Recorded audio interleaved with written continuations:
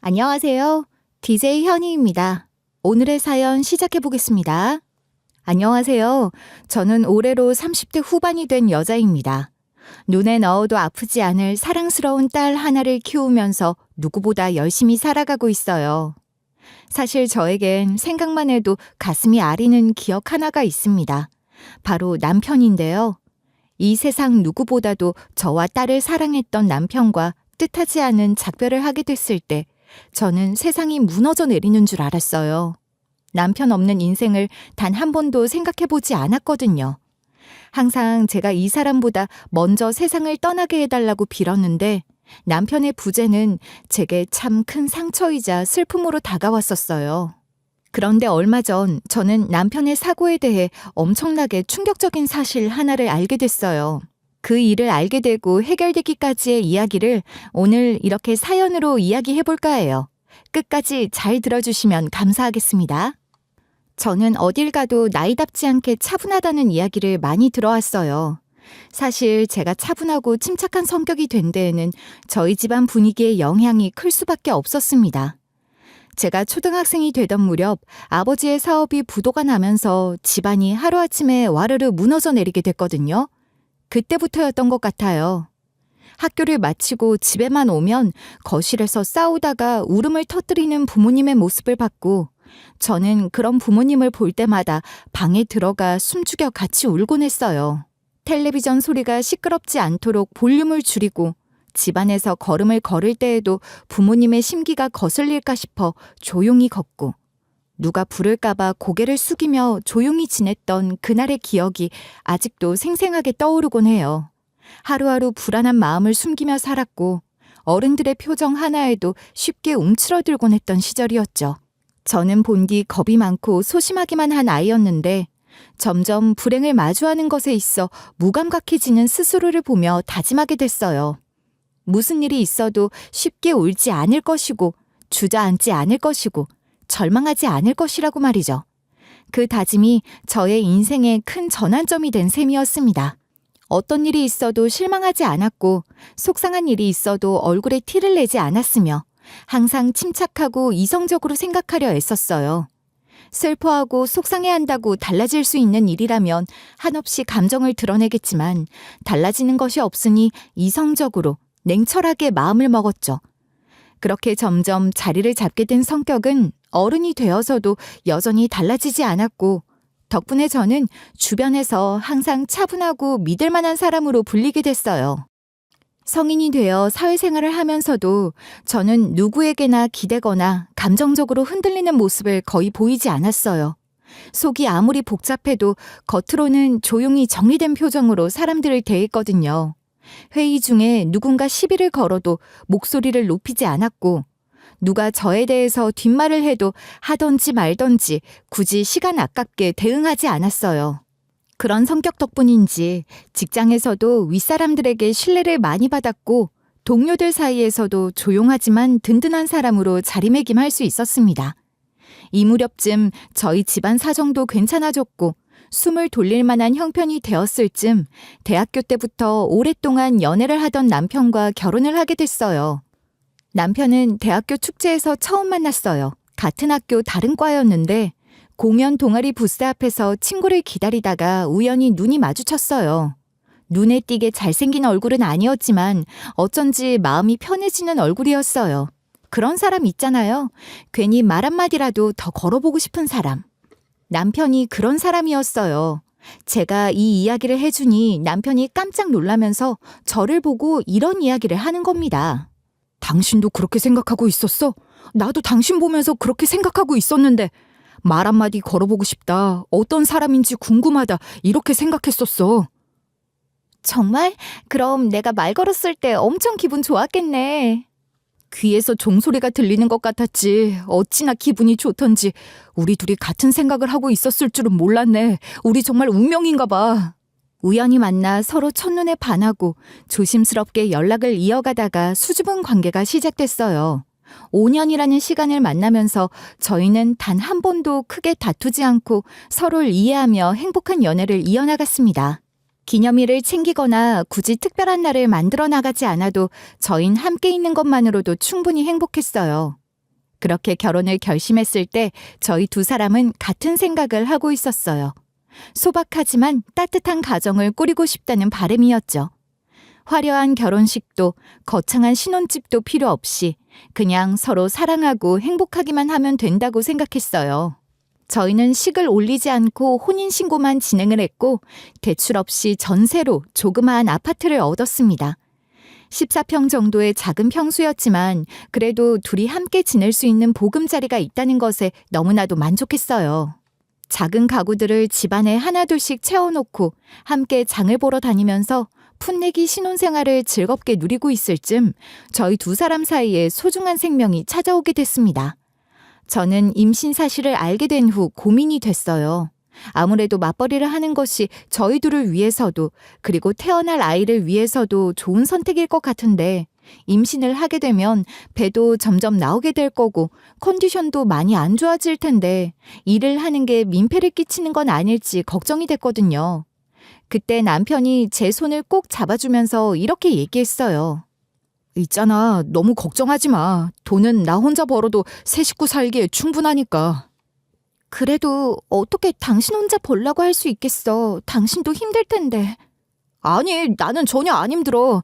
당신이랑 뱃속에 우리 아기 위해서 일하는 건데 뭐가 힘들겠어. 설령 힘들다고 하더라도 웃어야지. 이렇게 스마일. 그러니까 너무 걱정하지 마. 아빠는 슈퍼맨이야. 뭐든지 다 할 수 있어. 이렇게 말해준 남편 덕에 저는 회사를 마음 편히 그만둘 수 있었습니다. 사실 아이를 출산하기 직전까지도 정말 이래도 되는 걸까에 대해 고민이 많았지만 아이가 태어난 순간 모든 망설임이 사라졌어요. 제 손으로 이 작은 생명을 키워내는 거라는 감정은 말로 다 표현할 수 없었습니다. 육아라고 마냥 쉬운 것은 아니었지만 그래도 엄마였기에 많은 것들을 해낼 수 있었어요. 남편은 IT 업계에서 일을 하는 개발자였고 워낙 성실하고 실력이 좋았기에 안정적으로 커리어를 쌓아갔어요. 밤늦게 퇴근해도 자지 않고 책을 들여다보며 더 발전하기 위해 공부하던 사람이었죠. 자격증 시험도 스스로 준비했고 작은 벤처기업에서 실력을 인정받아 큰 프로젝트도 맡게 됐어요. 그렇게 시간이 흘러 딱 결혼 4주년에 접어들었을 무렵 남편은 제게 환히 웃으며 이런 이야기를 꺼냈습니다. 여보, 나 이제 회사 대표다. 그게 무슨 소리야? 회사 대표라니? 대학 때 잠깐 알게 된 형이랑 이번에 공동 창업자로 같이 일을 하게 됐어. 그 형도 IT 업계에서 쭉 일하고 있었는데 같이 사업을 해보면 어떻겠냐고 물어보더라고 나한테. 어디서 들은 건데 IT 업계엔 스타트업도 제대로만 하면 큰돈 번대. 그래서 나 한번 해보려고.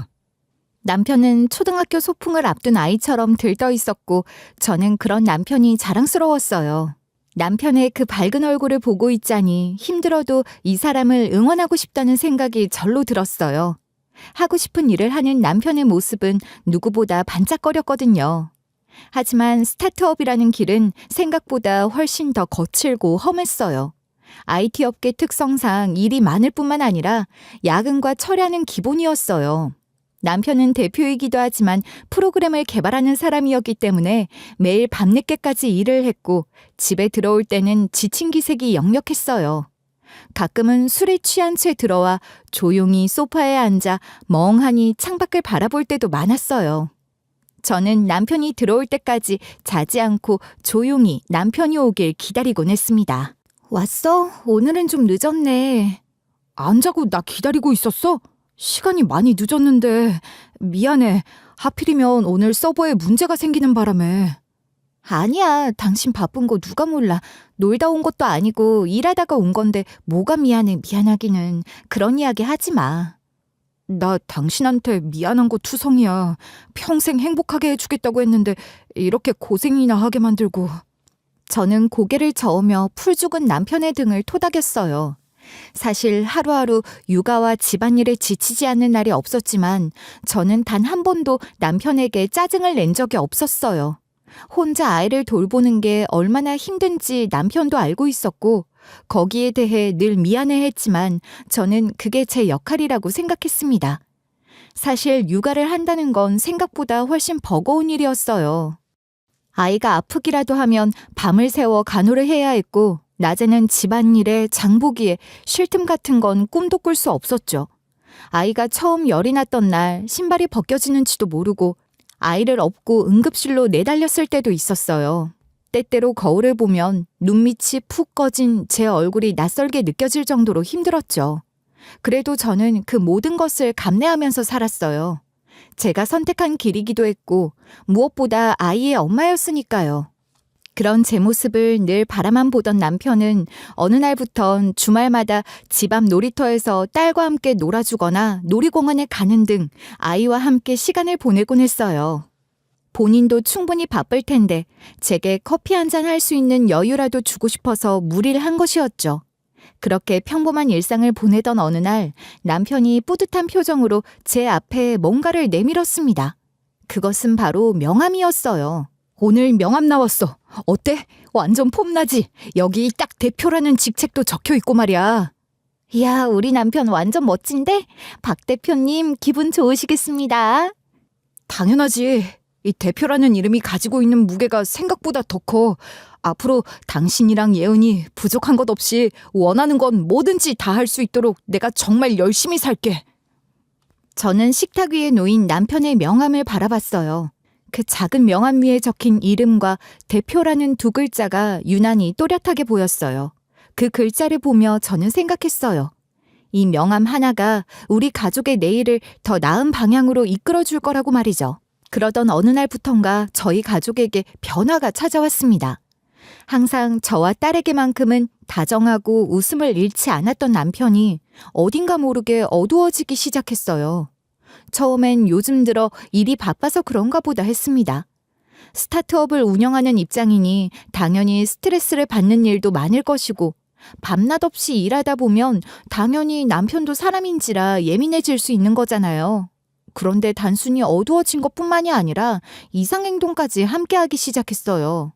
툭하면 짜증을 내면서 말을 제대로 끝맺지 못하고 흐리기도 했어요. 게다가 예전 같으면 제 눈을 바라보며 항상 웃어줬을 남편이 저의 눈을 바라보지도 못했고 대뜸 손을 떨거나 전화벨만 울려도 화들짝 놀라는 모습을 보이기도 했습니다. 누가 봐도 이상한 사람 같잖아요. 무슨 일이 있는 건 아닌가 싶어서 보다 못한 제가 걱정되어 물었어요. 여보, 무슨 일 있는 거야? 요즘 왜 그렇게 낯빛이 어두워? 도통 잘 웃지도 않고 무슨 일이 있는 거면 나한테 무슨 일이 있다고 편하게 말이라도 해봐. 나 너무 답답해. 아니야, 그냥 요즘 일이 좀 많아서 그래. 별일 없으니까 걱정하지 마. 당연히 남편의 말을 믿고 싶었지만 마음 한구석은 점점 무거워졌어요. 무슨 일이 있는 게 분명한데 말하지 못하는 얼굴이었거든요. 하지만 아무 일 아니라는 남편의 말을 듣고 더 캐묻기도 힘들었습니다. 평소 같았으면 몇 번이고 집요하게 물었을 텐데 남편이 너무 예민해 보여서 더 이상 말을 하지 않았어요. 그렇게 시간이 흐른 어느 날, 평일이었음에도 불구하고 남편은 야근을 하지 않고 일찍 퇴근해서 집으로 돌아왔어요. 그렇게 그날은 오랜만에 셋이서 같이 밥을 먹고 TV도 보며 한가로운 시간을 보냈습니다. 남편은 밥을 다 먹은 후부터 딸을 꼭 껴안고 놔주지 않았고 TV에서 동요가 나올 때 딸과 함께 따라 부르기도 했어요. 게다가 평소 같지 않게 말이 많았고 종종 저를 빤히 바라보기도 했습니다. 왜 그러느냐고 물어봐도 아무 대답도 하지 않고 그저 웃을 뿐이었어요. 오랜만이었습니다. 남편이 저를 바라보고 웃는 것이. 그런데 썩 기분이 좋진 않았어요. 그 웃음이 묘하게 슬퍼 보였거든요. 그리고 딸을 재운 후 함께 침대에 누웠을 때 남편이 제 손을 잡고 눈을 똑바로 바라보며 이런 말을 하더군요.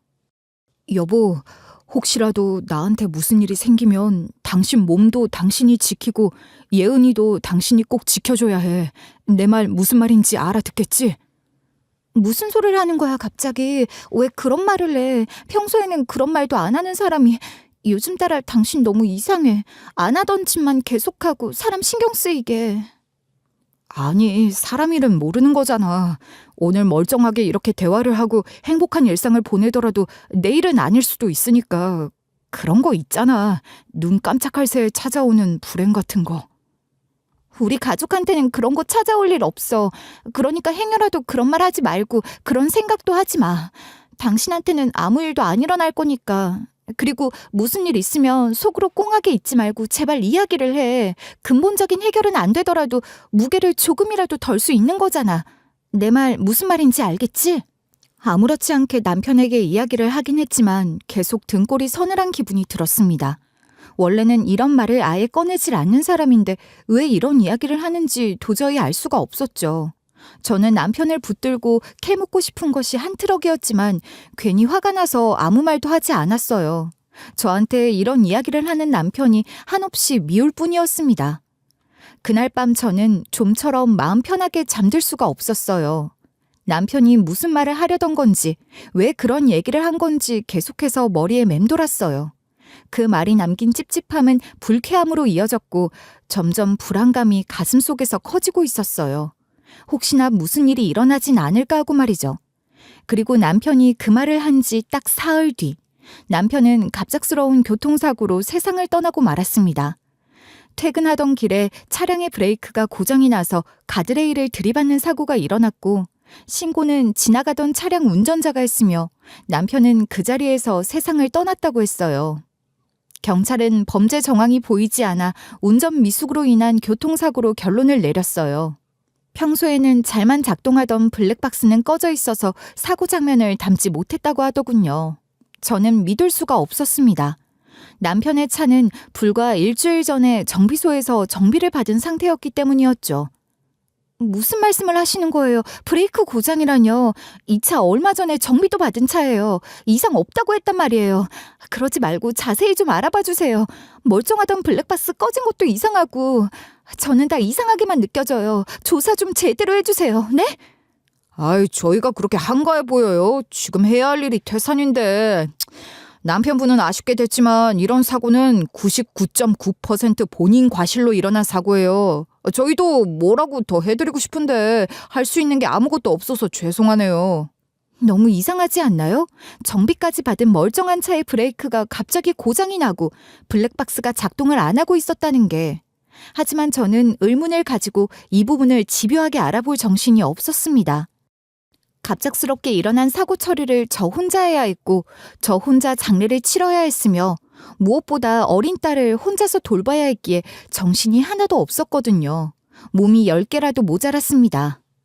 남편의 장례식에는 많은 사람들이 와줬습니다. 덕분에 외롭지 않게 남편을 떠나보낼 수 있었어요. 그리고 모든 것을 다 마무리하고 집으로 돌아왔을 때 제 머릿속에 문득 떠오른 생각이 있었어요. 남편은 친구와 함께 회사를 차렸고 공동 대표직을 맡고 있었잖아요. 그럼 적은 돈이라고 할지라도 회사에 투자한 돈이 무조건 있을 테니 그 돈을 가지고 와야겠다 싶었습니다. 남편과 함께 사업을 시작했던 그 형이라는 사람은 남편의 장례식에도 왔고 명함도 주고 갔었거든요. 무슨 일이 있으면 연락을 하라면서 말이죠. 그래서 저는 얼추 정리를 끝내놓고 그 사람에게 전화를 걸었어요. 그런데 그 사람의 태도는 장례식장에서 눈물을 훔치며 저를 돕겠다던 것과는 전혀 딴판이었어요. 아, 모르고 계셨구나. 민철이가 그런 것까진 이야기는 안 하던가 봐요. 민철이랑 같이 운영하던 회사의 지분은 전부 제 겁니다. 민철이는 실제로 투자한 게 없어요. 그냥 이름만 공동대표였어요. 그래서 돌려드릴 돈도 없고요. 그게 무슨 말씀이세요? 저희 남편도 회사를 위해 투자한 게 많다고 들었는데요. 저희 남편이 저한테 거짓말을 했을 리가 없는데. 민철이가 사고 나기 전날 저한테 회사 지분 양도 계약서를 써서 줬어요. 저는 왜 그러느냐고 물어봤는데도 대답도 안 해주고 그냥 자기가 투자한 돈을 회수하거나 그런 거 없이 모두 저한테 넘기겠다고 하더라고요. 이런 일이 있을 거라는 걸 알고 그런 건지 원. 아무튼 안타깝게 됐습니다. 저도 뭐라 드릴 말씀이 없네요. 부디 마음 잘 추스르세요. 그 사람은 전화를 끊은 후 남편이 작성한 계약서를 보내줬습니다. 저는 도무지 믿을 수가 없었어요. 왜 남편이 그런 걸 쓴 건지, 투자한 돈을 회수받지 않겠다고 포기한 건지 이해가 안 되더라고요. 순간 가슴 깊은 곳에서 설명할 수 없는 불안감이 치밀어 올랐어요. 그 남자는 형식적으로는 안타깝다며 말을 했지만 목소리에는 진심이 하나도 느껴지지 않았어요. 묘하게 뭔가 숨기고 있다는 생각이 들었고 마음 한구석이 계속해서 찝찝했습니다. 하지만 제가 할 수 있는 건 아무것도 없었어요. 남편이 쓰고 떠났다는 것은 법적인 효력을 가지고 있다고 하더군요. 그래서 법적으로도 대응을 할 수가 없었습니다. 그래서 저는 남편의 죽음에 대해 혼자서 조사를 해보기도 했고 정비소도 찾아가 봤지만 아무런 증거도 단서도 얻을 수 없었어요. 경찰에서도 병원에서도 단순 사고사라는 말뿐이었고 조금이라도 이상한 점은 없다는 대답만 돌아올 뿐이었죠. 아무것도 할 수 없다는 무력감에 정복당한 저는 딸을 키우는 데에만 집중하며 겨우겨우 시간을 흘려보냈고 주변에서도 제게 이제 그만 남편을 보내주라 했지만 그게 그렇게 쉽게 되는 것은 아니었습니다. 1년이 지나고 2년이 지나고 3년이 지나도 참 많이 힘들더라고요. 남편의 기일이 돌아오면 그 마음은 배가 되어 저를 지독히도 짓눌렀습니다. 그렇게 시간이 지나 딸은 7살이 되었고 저는 이전보단 그래도 괜찮은 삶을 잔잔하게 이어가고 있었어요. 그러던 어느 날 딸이 집에 들어오는데 처음 보는 휴대폰을 손에 들고 있는 것이 아니겠어요? 딸은 아직 7살이었기에 휴대폰을 사주지도 않았고 제가 쓰던 휴대폰도 아니었기에 딸을 붙잡고 물었습니다. 예은아, 그거 처음 보는 휴대폰인데 어디서 났어? 오늘 유치원 앞에서 버스 기다리는데 어떤 예쁜 아줌마가 와서 줬어. 나한테 꼭 가지고 있으라고 했어. 아빠가 쓰던 핸드폰이라고. 아빠가 쓰던 핸드폰이라고 가지고 있으라고 했다고? 이상하다. 아빠 휴대폰은 진작에 해지하고 없앴는데. 예은아, 그 휴대폰 엄마한테 줄래? 그건 예은이가 가지고 있으면 안 되는 것 같아.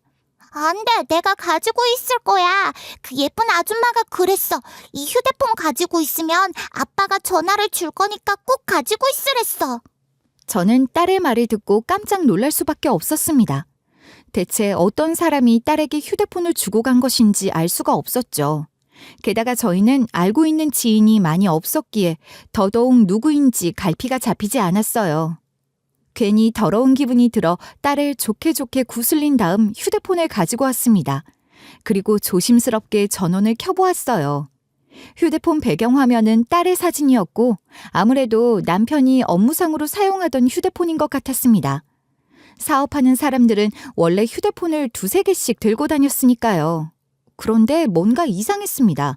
남편이 업무용으로 사용하던 휴대폰인데 왜 낯선 여자가 가지고 있었던 것이며 그 여자는 어떻게 딸을 알아본 것인지, 그리고 남편은 이미 세상을 떠났는데 어떻게 전화를 걸겠다는 이야기를 한 것인지 처음부터 끝까지 미심쩍지 않을 수가 없었습니다. 휴대폰은 이미 요금을 내지 않아 해지가 된 것 같았고 이것저것 들어가 봐도 뭔가 나오는 건 없었습니다. 그냥 해지가 되어버린 휴대폰 그 이상도 이하도 아니었어요. 그렇게 휴대폰을 들여다보던 그 순간 깜짝 놀랄 만한 일이 일어났습니다. 해지된 줄 알았던 휴대폰에 갑자기 전화가 걸려온 거였습니다. 아, 깜짝이야. 갑자기 전화가 해지된 폰이 아닌가? 한 번 울린 전화벨은 끊어질 줄 몰랐고 저는 전화를 받아야 하나 말아야 하나 한참 동안 고민을 하다 큰맘 먹고 전화를 받았습니다. 여보세요? 안녕하세요. 혹시 박민철 씨 아내분 되시나요? 네, 제가 민철 씨 와이프 되는 사람인데요. 전화 주신 분은 누구시죠? 저는 민철 씨 회사에서 근무를 하던 사람이에요. 공동 창업자로 같이 일하던 사람의 와이프이기도 하고요. 아, 그러시군요. 그런데 왜 당신이 저희 남편 휴대폰을 가지고 있었던 거죠? 그리고 저희 딸 유치원은 어떻게 알고 찾아가신 거고 또 저희 딸을 어떻게 알아보신 거예요? 저한테 물어보고 싶은 게 많은 것 같은데 혹시 오늘 시간 괜찮아요? 괜찮으면 우리 좀 만나서 이야기했으면 하는데 저도 그쪽 못지않게 할 말이 정말 많거든요. 주고 싶은 것도 있고. 조금 당황스러웠습니다. 얼굴도 이름도 모르는 사람이 대뜸 만나자니 망설여질 수밖에 없었죠. 하지만 저는 고민하지 않고 그 사람과 만나기로 했습니다. 남편의 죽음에 대해 그리고 남편에게 있었던 일에 대해서 뭔가 알고 있는 사람이라면 하나라도 놓칠 수 없다는 생각이었죠. 솔직히 이상한 사람이 아닐까 싶은 생각도 들었고 혹시라도 충격적인 진실을 마주하게 되면 어떻게 해야지 고민도 됐지만 겁내지 않기로 했습니다. 약속 장소는 사람이 많은 시내 근처의 프랜차이즈 카페였고 딸은 그날 하루만 유치원 종일반을 맡긴 후 그 사람을 만나러 향했습니다. 만나러 가는 길에도 어찌나 심장이 두근거리던지 겨우 심호흡을 하고 약속 장소인 카페에 들어서자 차분한 분위기의 여자가 한쪽 테이블에 앉아 저를 기다리고 있는 것이 보였어요. 제가 그쪽으로 다가가자 그녀는 저를 단번에 알아보고 일어나서 인사를 건넸습니다. 저도 따라 인사를 했고 저희는 자리에 앉아 통성명을 했어요. 갑자기 모르는 사람이 휴대폰을 줬다고 해서 많이 놀라셨죠. 저라도 놀랐을 거예요. 세상을 떠난 남편의 휴대폰을 내 딸이 가지고 있다니. 네, 솔직히 너무 많이 놀랐어요. 제 딸을 어떻게 알아보고 휴대폰을 준 건지, 그리고 아이에게 그런 말은 왜 한 건지 정말 묻고 싶은 것들이 한가득이에요. 혹시 저희 남편이 어쩌다가 사고를 당했는지, 그리고 그 전에 무슨 일이 있었는지 조금이라도 알고 있는 게 있나요? 저희 남편의 회사에서 일을 하셨다면 다 알고 계실 거라 생각해요. 그리고 저희 남편이 사용하던 휴대폰을 왜 그쪽이 가지고 있는 건지도 궁금하네요. 우선 제가 휴대폰을 가지고 있었던 것부터 설명할게요. 일단 그 핸드폰의 명의는 당신 남편의 명의가 아니라 기업 명의로 개통한 휴대폰이에요. 남편이 정지시키는 걸 까먹은 건지는 몰라도 꾸준히 자동이체로 휴대폰 요금이 납부되고 있는 것 같더라고요. 핸드폰 봐서 알겠지만 배경화면이 딸 사진으로 되어 있어서 다니는 유치원도 알게 된 거였고, 그래서 일부러 찾아가서 휴대폰을 쥐어준 거였어요. 아, 그래서 전화가 왔던 거군요. 저는 남편 명의로 개통을 한 걸 건데 어떻게 전화가 올 수 있었을까 생각했었어요. 얼마 전에 남편이 이 휴대폰을 가지고 집에 들어왔어요. 휴대폰을 바꿨으면 분명히 이야기를 해줄 텐데 싶어서 뭐냐고 물어보니 짜증을 내면서 신경 끄라고 하더군요. 뭔가 이상한 거예요. 이렇게까지 냅다 화를 낼 이유가 없는데 싶어서 어느 날 남편이 출근을 했을 때 이걸 찾으려고 여기저기 방을 샅샅이 뒤졌어요. 그러다 보니까 서재 서랍장에 이 휴대폰이 딱 보이더라고요. 제가 손을 안 댈 거라고 생각했었나 봐요. 근데 그쪽 남편이 저희 남편 폰을 왜 갖고 온 거래요? 아마도 그 휴대폰을 들고 온 건 정확한 이유는 모르겠지만 아마도 증거를 덮기 위함이 아니었을까 생각해요. 쉽게 말하면 꼬리 잡힐 것들을 미리 잘라내기, 뭐 그런 거? 사실 우리 남편이랑 당신 남편이 회사를 공동으로 운영해왔지만 둘이 하루가 멀다 하고 엄청 싸웠어요. 당신 남편은 원칙을 중시하고 청렴결백해야 한다고 주장했지만 우리 남편은 그게 아니었거든요. 남자가 사업하려면 더러운 일도 감수해야 한다고 주장하던 사람이었죠. 그러다가 저는 임신 때문에 퇴사를 했는데 정말이지 당신 남편 욕을 얼마나 해대던지.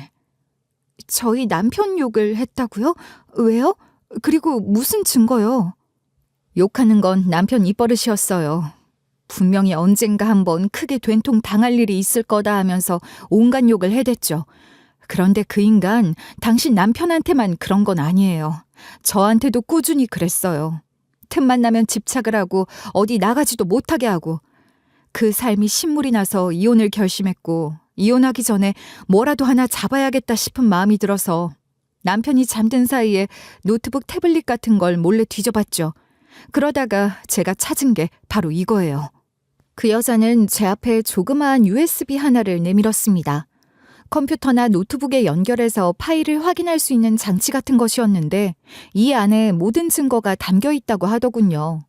두 사람의 통화 녹음부터 시작해서 메신저 대화 내용까지 모두 다 들어있다는 말에 저는 숨이 턱 막히는 것 같았어요. 게다가 회사를 다니고 있는 다른 직원들에게도 두 사람 사이에 관해 물었고 그들의 증언까지도 모두 받아왔다고 하더라고요. 확실히 알았어요. 가벼운 문제가 아니었다는 것을. 제가 복잡한 표정을 지으며 아무 말도 하지 못하고 있자 그녀는 한숨을 쉬며 제게 이렇게 말했어요. 당신 남편이 세상을 떠나기 얼마 전에 투자자 문제로 엄청 크게 싸웠다나 봐요. 사무실이 떠나가라 소리를 지르고 서로 주먹도 오가고 완전 개판이었다고 하더라고요. 네? 왜요? 그 투자자라는 사람이 이 업계에선 꽤 큰 손이라고 불리는 사람이래요. 돈이 굉장히 많아서 그 사람이 한번 투자를 했다 하면 그 업계는 그냥 성공한 거나 마찬가지라나 뭐라나. 그런데 하도 악명이 높은 사람이라 당신 남편도 그렇고 직원들도 그렇고 별로 반기진 않은 모양이에요. 그런데 저희 남편이 그 사람 손을 잡으려고 한 거죠. 무조건 돈만 보고. 당신 남편은 그 투자자랑 계약되는 걸 막았고요. 남편이 그랬다고 하더라고요. 다 된 밥에 재를 뿌려도 유분수지 회사를 이렇게 망치느냐면서. 아니 뭐 그럼 말도 안 되는. 당연히 회사를 운영하고 있는 사람 입장이면 그렇게 소문이 안 좋은 사람과는 같이 협업을 안 하려고 하는 게 정상 아닌가요? 정말이지 들으면 들을수록 이해가 가질 않네요. 그렇죠. 저희 남편이란 사람은 그런 기본적인 상식을 모두 벗어나는 사람이에요. 그래서 이걸 다 듣고서도 입을 닫고 조용히 있을 수는 없었어요. 양심에 찔려서 궁금하면 꼭 컴퓨터나 노트북에 연결해서 파일 하나하나 열어보고 확인해봐요. 내가 그거 하나하나 몰래 모으고 저장한다고 정말 죽는 줄 알았으니까. 혹시 사고 당일 녹음도 이 안에 들어있나요? 네, 그날 아침 통화 기록이 들어있더라고요. 그거 다 들으면 결론이 날 거예요. 저는 이제 마음 편하게 이혼할 수 있을 것 같아요. 마음의 짐이 조금이나마 좀 덜어진 것 같네요. 감사해요. 솔직히 저도 그날 이후로 남편이 어떻게 세상을 떠난 건지부터 시작해서 이상한 점이 한두 가지가 아니었는데 이 파일로 뭔가 하나라도 실마리를 잡아서 의문이었던 것들이 모두 밝혀질 수 있었으면 좋겠어요. 그녀는 뭔가 후련하다는 듯이 자리에서 일어나 가벼운 목례만 하고서 유유히 떠났어요. 저 또한 USB를 쥔 손이 덜덜 떨릴 정도로 긴장이 됐지만 이내 마음속에서 뜨거운 감정이 솟는 것 같았습니다. 3년이 지난 지금에서야 남편에게 어떤 일이 생겼는지 알 수 있는 기회가 생겼으니 정말 하나도 남김없이 싹싹 훑어봐야겠다 생각했습니다. 그렇게 저는 스스로 나아갈 길이 정해졌고 또 앞으로 어떻게 행동을 해야 하는지에 대해 직감이 왔어요. 이 판도라의 상자 안에 어떤 것들이 들어있을지 몰라서 두렵기는 했지만 이 두려움마저 묻어두고 저는 알아내야 했습니다. 남편의 휴대폰, 그리고 이 USB. 모든 것이 남편의 사건과 연관이 있으리라는 예감이 강하게 들었거든요. 그리고 무엇보다 아버지를 잃은 딸을 위해서라도 몰랐던 진실을 밝히고 싶었어요. 그래서 저는 USB를 품에 들고 집으로 돌아왔습니다. 집으로 돌아온 저는 노트북 앞에 앉아서 한참 동안 망설였습니다. 막상 이거를 들고 오긴 했지만 솔직히 이걸 열어본다고 해서 어떤 것들을 알 수 있고 또 제가 뭘 할 수 있을지 고민이 됐어요. 걱정도 됐고요. 하지만 이내 마음을 다잡고 노트북에 USB를 연결했어요. 세상을 떠난 남편을 위해서라면 당장 눈앞에 놓인 위험도 감수해야 한다고 생각했죠. USB 안에 들어있는 파일들은 한두 개가 아니었어요. 무려 파일이 100개가 넘게 들어있더군요. 그렇게 한참을 기다리니 통화 녹음 내역이며 메신저 대화 내용 같은 자료 목록이 화면에 떴어요. 처음에는 클릭조차 망설여질 만큼 손이 떨렸지만 결국 결심을 굳히고 저는 하나하나 클릭해보기 시작했습니다. 통화 녹음본부터 시작해 두 사람이 나눴던 메신저 대화 기록이 문서 형태로 정리돼 있었는데 정말 밑으로 내리면 내릴수록 숨이 턱턱 막히는 내용뿐이었습니다. 게다가 통화 녹음 같은 경우에는 남편의 목소리와 그 지인이라는 사람의 목소리가 서로 날선 대화를 주고받는 것이 그대로 녹음돼 있었어요. 나는 절대로 그 사람이랑 계약 못해. 형 원래 이런 사람 아니었잖아. 우리 차라리 영업이 좀 안 되더라도 좀 정직하게 회사 운영하자. 어? 직원들도 한두 명이 아닌데 창피하지도 않아? 뭐 창피? 창피? 야, 사업하는 사람이 창피고 뭐고 할 게 어디 있냐? 얼굴에 철판 딱 깔고 사업하는 거지. 너는 사업하는 사람이 되어가지고 그렇게 배포가 작아서 어떡하려고 그러냐? 에이, 내가 애초에 너한테 같이 사업을 하자고 말하는 게 아니었는데 대학 다닐 때 나랑 제일 말 잘 통하던 놈이라 같이 하면 그래도 코드가 좀 맞을 줄 알았더니 영 꽝이네 꽝. 그래, 나는 바르게 사업하는 게 목표인 사람이라 형이랑은 코드가 안 맞는 사람이야. 참 미안하네. 그런데 형, 그딴 식으로 사업했다가 얼마 못 가서 쫄딱 망해버리고 말 거야.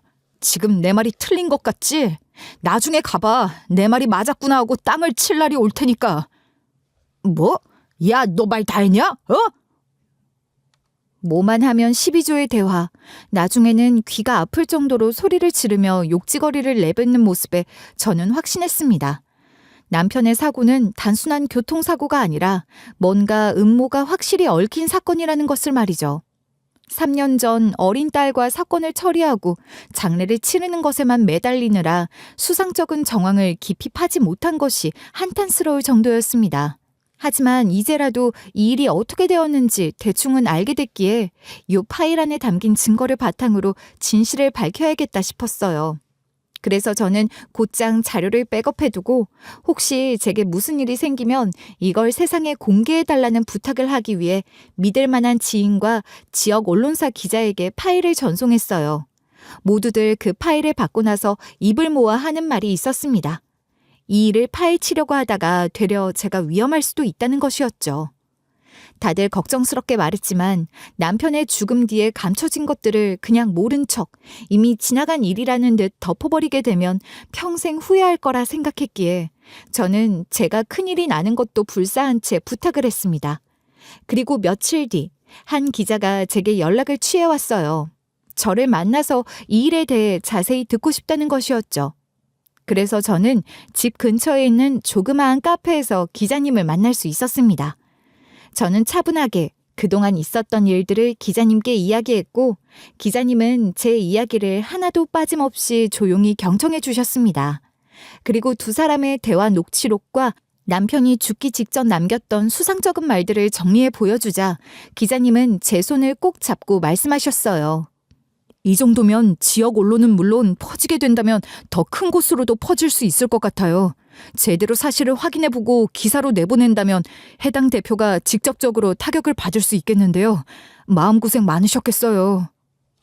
솔직히 정말 무섭고 겁이 나지만 그동안 몰랐었던 진실을 밝혀야 남편이 하늘에서 편히 눈을 감을 수 있을 것 같아요.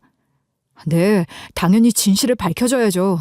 현실적으로 말하면 이런 일들이 한두 가지가 아니니 대형 언론사에서는 크게 관심을 가져주지 않을 테지만 저희는 저희가 할 수 있는 것들을 해봐야죠.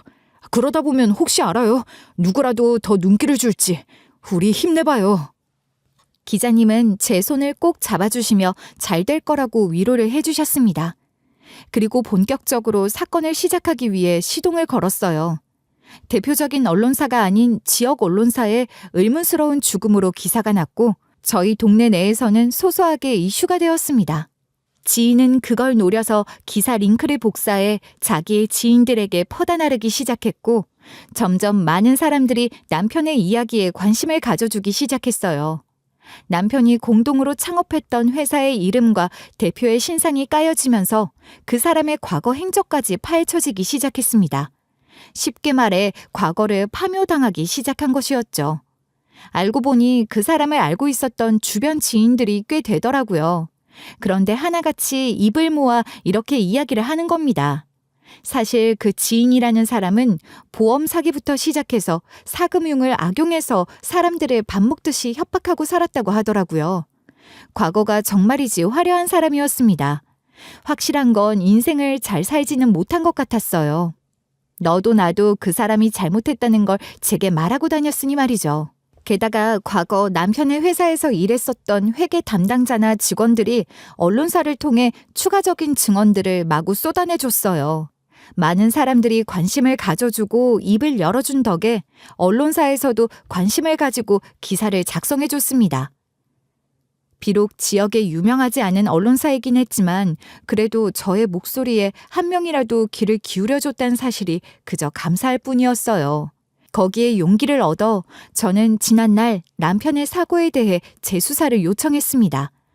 경찰들은 귀찮은 듯 이미 종결된 사건이라고 둘러댔지만 저는 기사를 보여주면서 이런 일이 있었다고 의문스러운 점이 한두 가지가 아니니 제발 재수사를 해달라고 눈물로 호소했어요.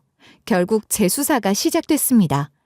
그 당시 경찰은 남편의 차량 브레이크 고장과 운전 미숙으로 인한 사고라는 결론만 냈고 블랙박스가 꺼져 있다는 이유로 심층 수사를 하지 않았었죠.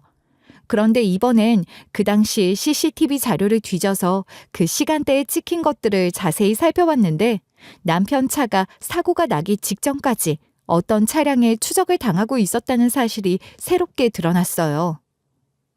저기 저 차 저희 남편 쫓아가고 있는 거 맞죠? 그쵸? 그런 것 같네요. 왜 그때는 못 봤지? 봐요. 제가 그때 뭐라고 했어요. 뭔가 이상하다고 했었잖아요. 그런데 뭐라고 하셨어요? 그냥 브레이크 고장 난 거다. 남편이 운전을 못한 거다라고 하면서 종결시키셨잖아요. 아이, 그때는 우리도 정신없이 바빠서 그랬죠. 하루에도 수십 건씩 사건 사고가 터지는데 어떻게 이런 걸 하나하나 일일이 다 보고 앉았어요. 그래도 죄송합니다. 저희가 좀 더 잘 봤어야 하는데. 자, 이제 번호판을 확대해서. 더 놀라운 사실이 뭐였는 줄 아세요? 바로 그 번호판의 주인이 남편과 회사를 같이 운영했던 공동 대표였다는 것이었습니다. 결국 남편은 그 사람 때문에 사고가 나서 목숨을 잃었던 것이 맞았어요. 당시 경찰들이 부실하게 수사를 하고 빨리 마무리를 지으려고 했기에 중요한 사실들을 모두 놓쳐버린 것이었죠. 경찰들은 제게 진심으로 사과를 했고 저는 제대로 수사를 진행해달라고 부탁을 거듭했습니다. 모든 증거가 한 곳에 모이자 경찰은 그 사람에게 체포영장을 발부했습니다. 또 그 소식은 어떻게 알았는지 그 인간은 잽싸게 해외로 달아나려다 출국하려던 공항에서 덜미가 잡혔죠. 저는 그 인간이 경찰서로 잡혀올 때까지 기다리고 있었고 경찰서로 질질 끌려오는 그 사람을 직접 마주할 수가 있었습니다. 아니, 그러니까 증거가 어디 있냐고요, 증거가. 대한민국 경찰이 증거도 없이 사람을 막 이렇게 잡아서 경찰서로 끌고 오고 이래도 되느냔 말이야. 당신이 정말 죄를 지었는지 안 지었는지는 두 눈으로 똑똑히 확인해 보면 될 거 아니에요. 죄 지은 사람이 말이 많아 정말. 그 인간은 끝까지 자기는 아무런 죄가 없다, 자기는 청렴결백하다며 악을 썼습니다. 뒤에서 지켜보고 있는 저의 존재를 전혀 모르는 것 같았죠. 그런데 조사를 진행하는 과정에서 경찰관이 증거를 하나씩 보여주자 입을 꾹 다물더군요. 당연히 할 말이 없었겠죠. 모두 자기가 한 것이 맞았으니까요. 그 인간은 유치장에 들어가게 됐고 저는 본격적으로 재판을 준비하게 됐어요. 남편이 마지막에 제게 했던 말이 머릿속에서 계속 맴돌면서 더 늦기 전에 이 사건을 폭로하길 잘했다는 생각이 들었어요. 그렇게 재판을 준비하던 중 기자님에게서 전화가 걸려왔습니다. 이 사건 파급력이 생각보다 큰 것 같더라고요. 많은 사람들이 관심을 두고 있어요. 덕분에 재판도 유리한 쪽으로 흘러가게 될 거예요. 네, 이제 정말 남편의 억울함을 풀어줄 수 있을 것 같아요. 그 인간은 수많은 혐의들을 끌어안고 재판장에 서게 됐고 남편의 억울한 죽음이 수면 위로 드러나게 됐습니다. 저는 딸을 안고서 이 과정을 모두 지켜보며 남편이 왜 끝까지 위험을 막으려 했는지 이해하게 됐어요. 3년 전엔 아무것도 할 수 없었지만 이젠 남편이 남기고 간 증거를 발판 삼아 진실을 향해 나아갈 수 있었습니다. 남편의 사고에 직접적으로 개입한 그 인간은 죄질이 나쁘다는 판결을 받아 징역 3년을 선고받았습니다. 순순히 자신의 죄를 인정한 건 아니었어요. 재판이 진행되는 과정에서 그 인간은 변호사를 선임했고 어떻게 알았는지 계속 저와 만남을 가지려고 했습니다. 만나려고 하는 이유는 단 하나였어요. 돈을 줄 테니 입 닫고 조용히 살라는 거였죠.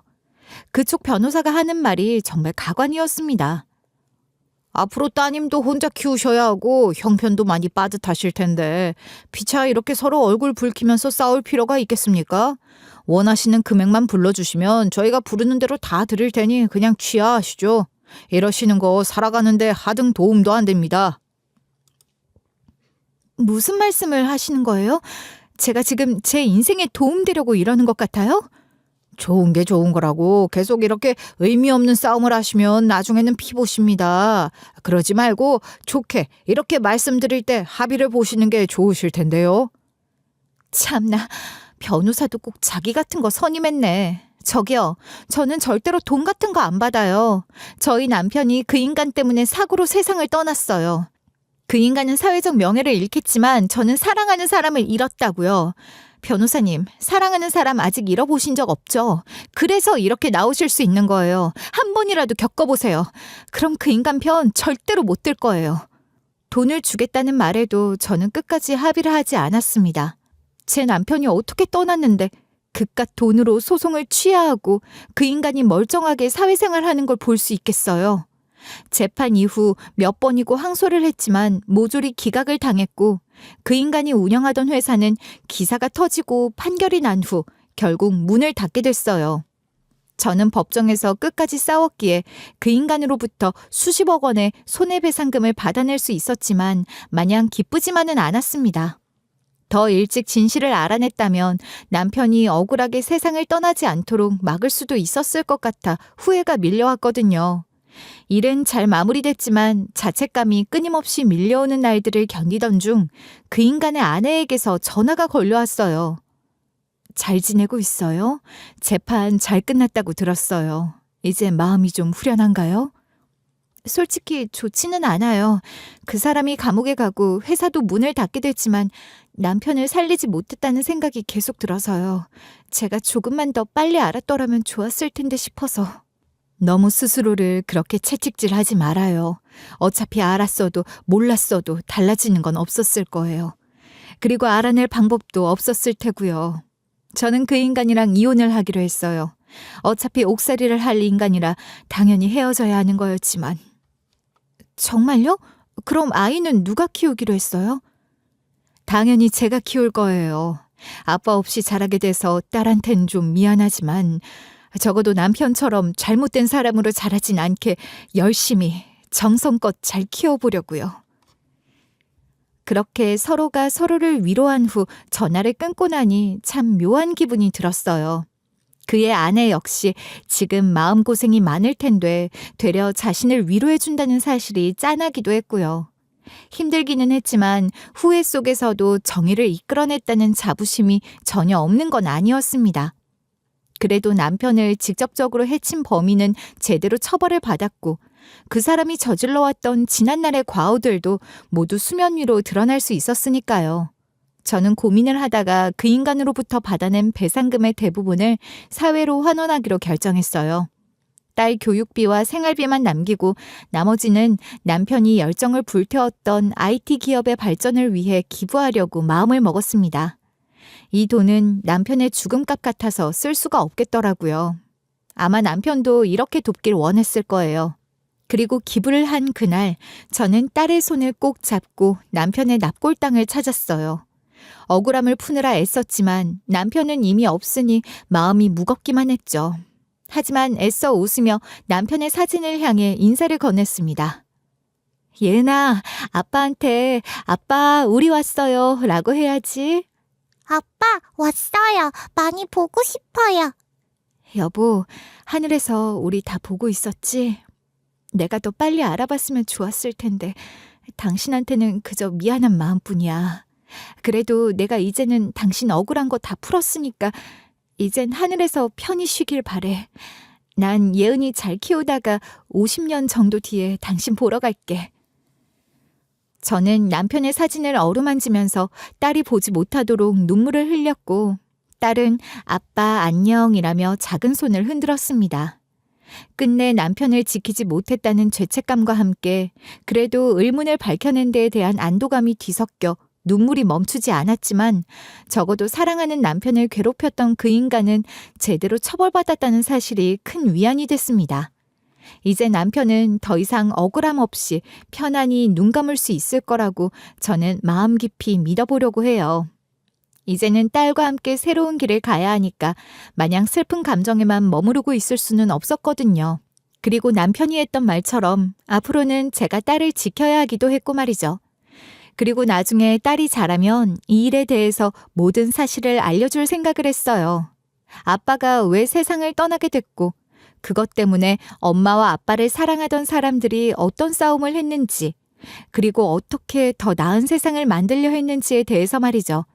그 이야기를 딸이 이해하게 되는 날이 온다면 남편의 죽음도 헛되지 않은 의미를 갖게 될 거라고 믿었습니다. 이미 남편은 세상을 떠나고 없지만 남편이 남긴 가치와 정신은 제 마음속에 오래도록 자리 잡고 있을 거예요. 누구보다 열심히 온 힘을 다해 앞으로도 열심히 살아가 보려 합니다. 제 이야기를 끝까지 들어주신 분들에게 감사드리며 여러분들의 하루에 행복만이 가득하기를 진심으로 바랍니다.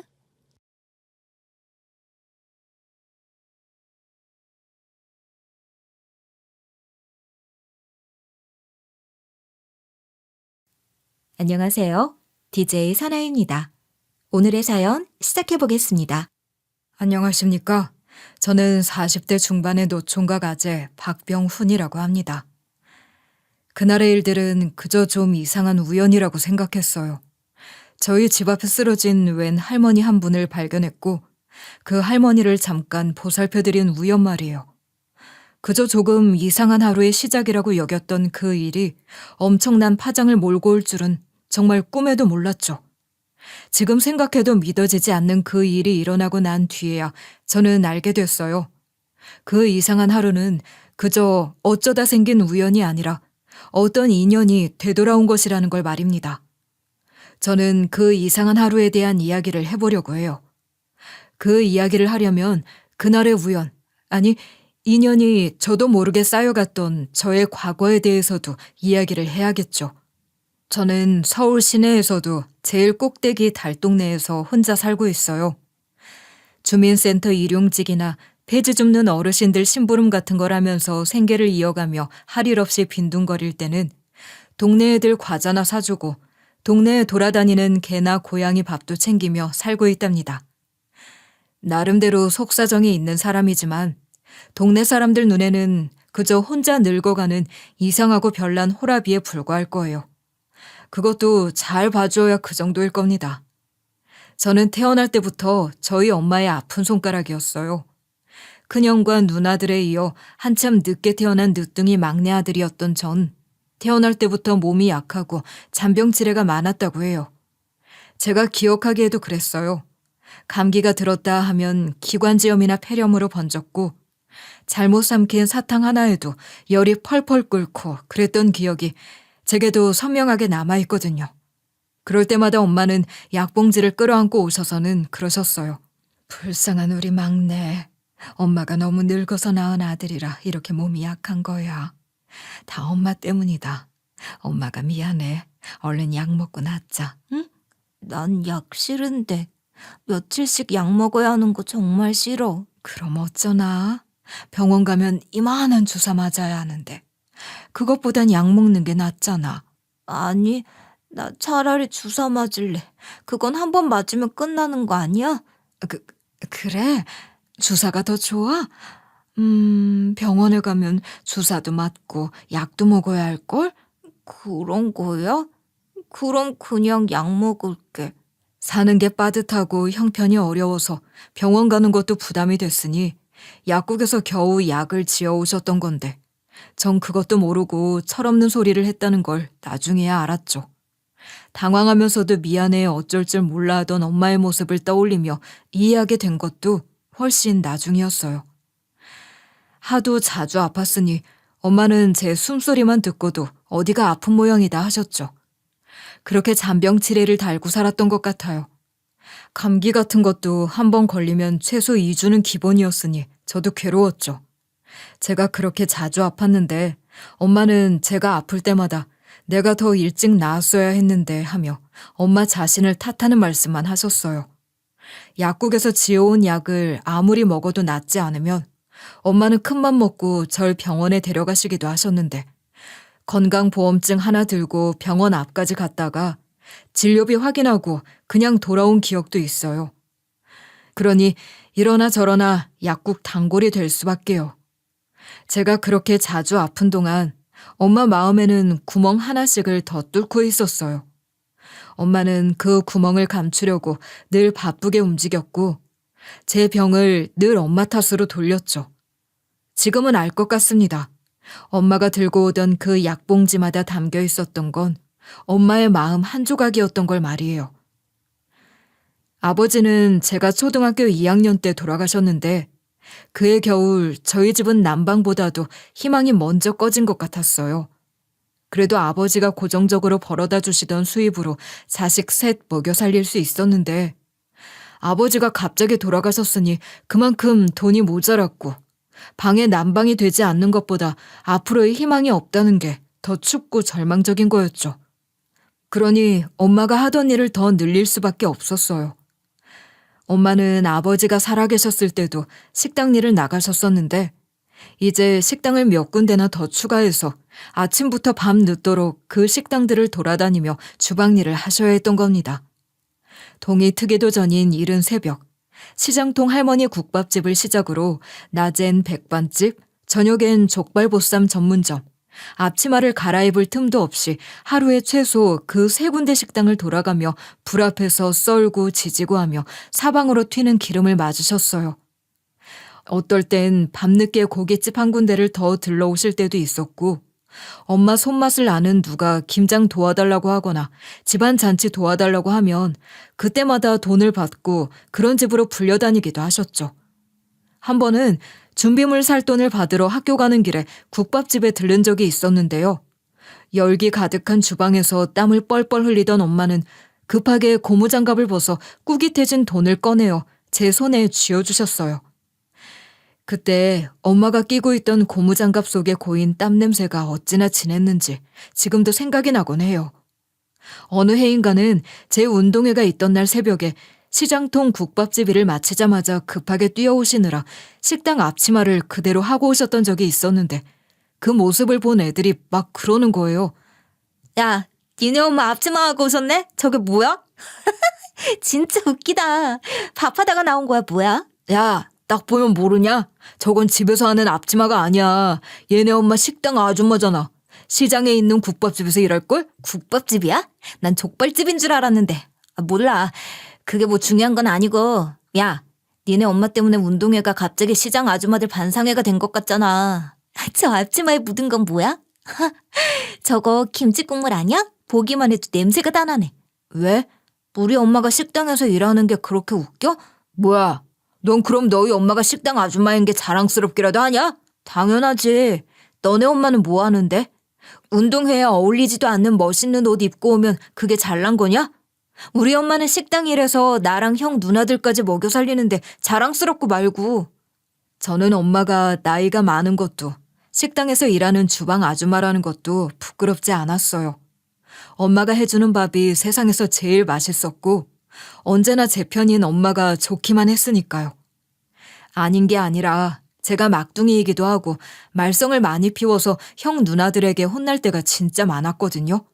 사소하고 자잘한 일들부터 시작하면 거의 하루 종일 잔소리를 들었다고 해도 과언이 아니에요.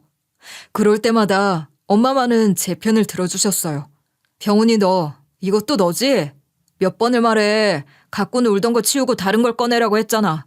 넌 진짜 정말 해도 해도 너무한다. 어지르는 사람 따로 있고 치우는 사람 따로 있니? 누가 너 따라다니면서 치워줘야 해? 그러게나 말이야. 집도 좁은데 이렇게 다 어질러 놓으면 어쩌자는 건지. 아, 정말. 아니, 난 그냥 조금만 놀려고 했던 건데. 넌 조금만이 하루 종일이니? 너 막내라고 봐주는 것도 하루 이틀이지 언제까지나 막내라고 봐줄 순 없어. 얘들아, 그만하면 됐어. 병훈이도 이제 다 알아들었을 거야. 병훈이는 아직 애잖니. 애는 무슨.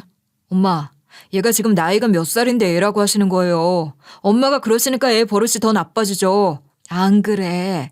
우리 막내는 착하잖아. 일부러 그런 것도 아니고 놀다 보면 그럴 수도 있지. 너무 그러지 마. 엄마, 맞아요. 나 정말 조금만 놀다가 치우려고 했어. 나 착해. 그치? 그럼 우리 막내가 얼마나 착하고 여린데. 엄마는 다 알아. 엄마는 맨날 병훈이 편만 들어. 그럼 누구 편을 들까? 니들이 한 편을 먹고 병훈이만 괴롭히잖아. 우리가 괴롭히는 게 아니라 제가 똑바로 안 하니까 그런 거지. 하여간 엄마 때문에 제가 더 저런다고. 형이랑 누나들이 뭐라고 하든 전 엄마만 제 편을 들어주시면 된다 싶었고 엄마만 있으면 천군만마를 얻은 듯 든든했어요. 때로 엄마가 안 계실 때 형이랑 누나들에게 혼날 때도 많았지만 그럴 때도 엄마 생각을 하면 괜찮았던 것 같아요. 그렇게 엄마는 제게 아주 특별한 분이셨습니다. 제가 그렇게 엄마의 사랑 속에 자라는 동안 누나들은 둘 다 시집가고 형도 고등학교 졸업하고 돈 번다고 독립했지만 그때까지도 저는 학생이었죠. 그리고 저는 형과 달리 고등학교를 졸업하고서도 계속 엄마랑 같이 살았어요. 형이 졸업하자마자 돈 벌겠다며 집을 나갔던 것에 비하면 제가 생각해도 저는 다소 응석바지 막내였던 것 같긴 해요. 엄마는 늦은 나이에 절 낳았지만 제가 다른 형제들보다 엄마 곁에 오래 머물렀기에 절 제일 많이 품어줄 수 있다고 좋아하셨고 저 역시 엄마 품에서 엄마가 해주시는 밥을 먹고 지내는 것이 너무 좋았어요. 무엇보다도 엄마의 밥상은 제게 특별했어요. 특히 어릴 적 제 기억 속 봄날은 따뜻한 햇살이나 개나리보다도 엄마의 봄나물 밥상으로 더 생생하답니다. 평생 식당 일을 하셨던 엄마는 늘 부엌과 가장 가까운 곳에 계셨던 분이잖아요. 일터에서 하루 종일 땀 흘리고 돌아오셔서도 가족들 밥상만큼은 소홀히 한 적이 한 번도 없으셨어요. 형편이 어려웠으니 비싼 식재료는 꿈도 못 꿨지만 엄마가 할 수 있는 한 최고의 밥상을 차려주려고 노력하셨다는 걸 전 너무 잘 알아요. 매년 봄이면 엄마의 그런 정성이 더해졌어요. 돈 벌러 다니는 것만 해도 벅찬 하루를 사시면서도 짬을 내어 개울가 밭두길 따라 도단한 냉이, 달래, 쑥, 쓴바귀 같은 것을 뜯어오셨거든요. 이름부터 싱그러운 그 봄나물들은 엄마의 손을 거쳐 아삭하고 고소하고 씁쓸한 듯 시원한 맛으로 밥상에 오르곤 했습니다. 그 어느 계절보다 풍성하고 향기로운 밥상이었죠. 한 그릇 가득 담긴 보리밥 위에 된장에 조물조물 묻힌 냉이무침, 고춧가루 솔솔 뿌린 달래장, 된장 풀어 끓인 봄나물 된장국, 여기에 묵은지 한 조각이면 그야말로 완벽한 밥상이었어요. 가난했기에 그런 밥상에도 감동하고 행복해했을지 모르겠지만 지금 생각해도 엄마의 그 밥상은 정말 최고였어요. 그 소박함은 세상에서 가장 따뜻하고 그리운 맛일 겁니다. 엄마의 봄나물 밥상을 앞에 두고 엄마와 나누던 대화도 생생해요.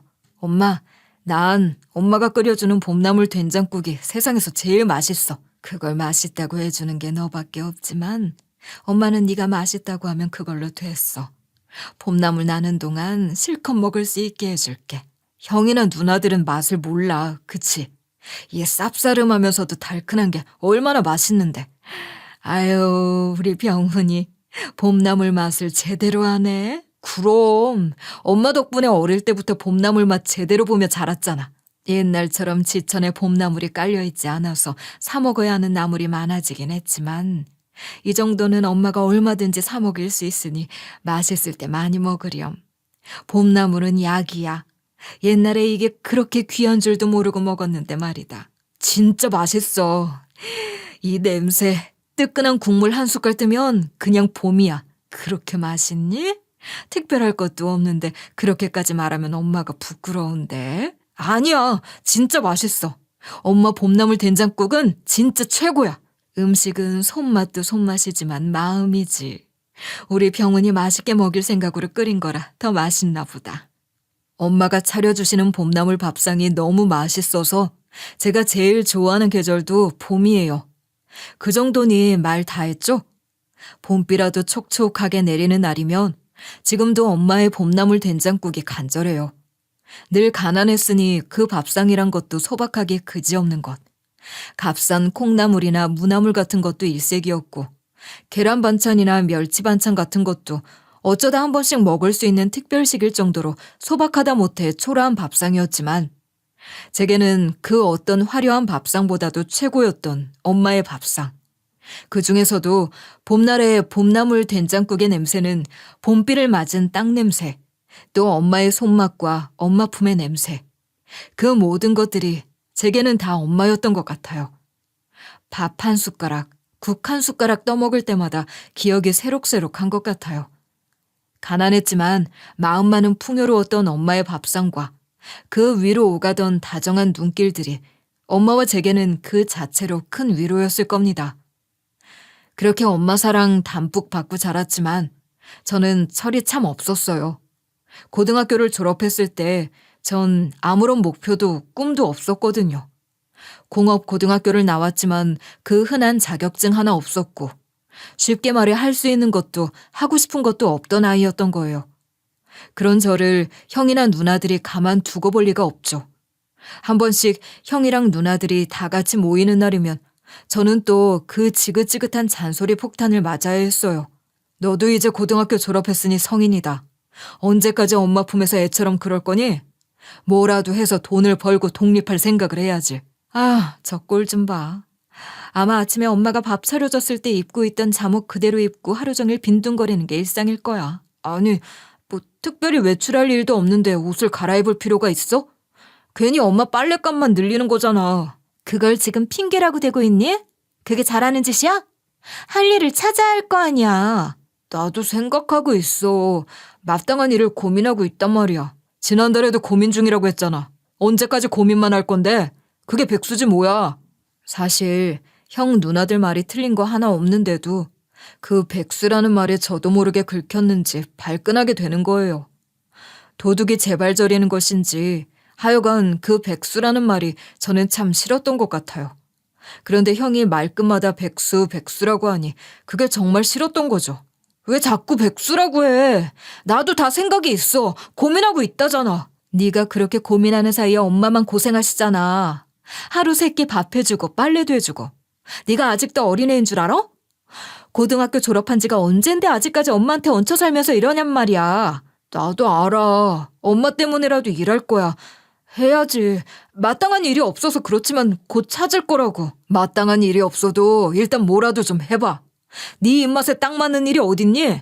아르바이트라도 좀 하든가. 우리 중에 누가 자기 마음에 쏙 드는 일을 하고 사니? 그런 사람 이 세상에 아마 몇 명 없을 거야. 하기 싫어도 살기 위해 하는 거지.